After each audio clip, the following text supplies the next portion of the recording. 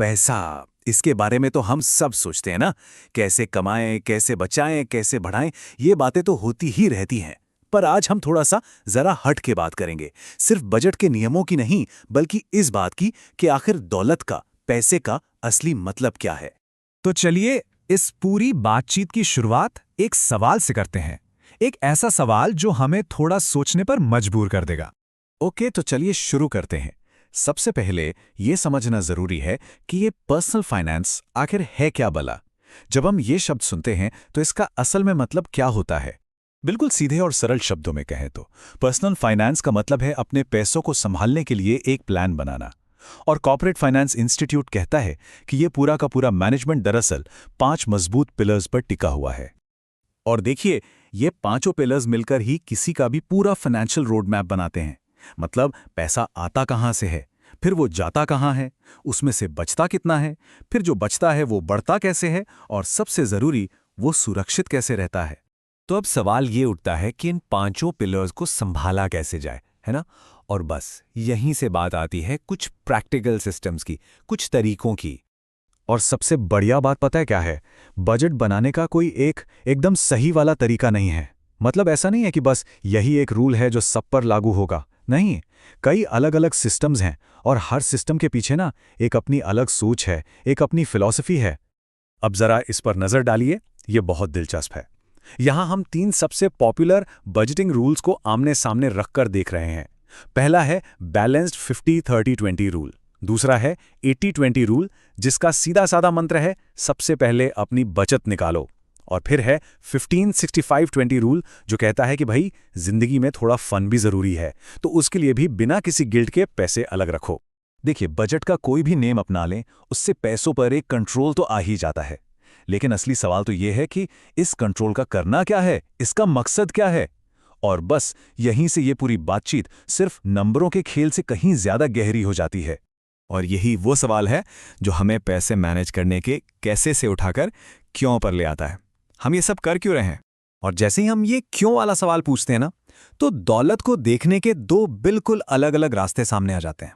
2 एकदम अलग फिलॉसफी। एक तरफ है सादगी का रास्ता।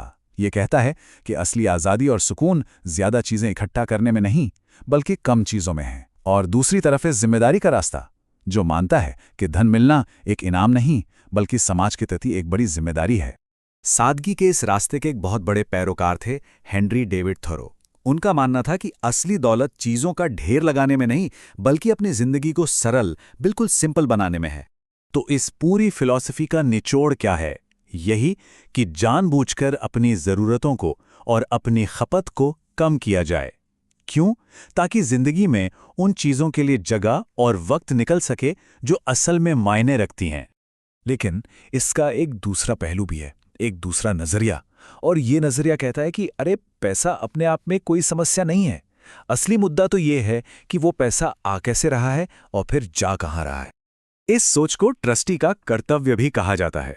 इसका मतलब यह है कि पैसा कानूनी तौर पर भले ही किसी का हो, लेकिन वो उसे किसी बड़े मकसद के लिए सिर्फ मैनेज कर रहा है।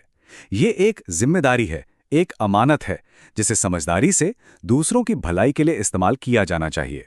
तो फिर सवाल ये उठता है कि इन 2 दमदार आइडियाज, सादगी और जिम्मेदारी, के बीच में एक बैलेंस, एक तालमेल कैसे बने? चलिए अब हम अपने आखिरी हिस्से में इसी सवाल का जवाब ढूंढने की कोशिश करते हैं।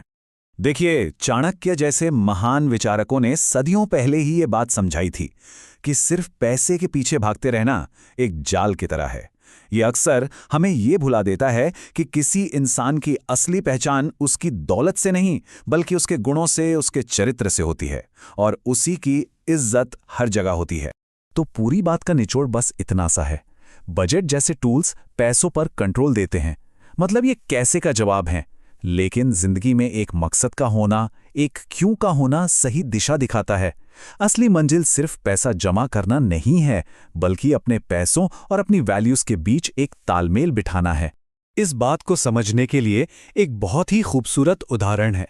देवी लक्ष्मी की हर तस्वीर या मूर्ति में उनके हाथों से सोने के सिक्के बहते हुए दिखते हैं। ये सिर्फ एक तस्वीर नहीं है, ये एक बहुत गहरा प्रतीक है। इसका संदेश एकदम साफ है, पैसा रुकने के लिए नहीं है, वो तो एक ऊर्जा की तरह है। उसे बहते रहना चाहिए ताकि वो समृद्धि लाए और दुनिया को एक बेहतर जगह बनाने में मदद करे। तो आखिर में एक सवाल बचता है, एक ऐसा सवाल जिस पर हम सभी को अपनी जिंदगी के सफर में सोचना चाहिए।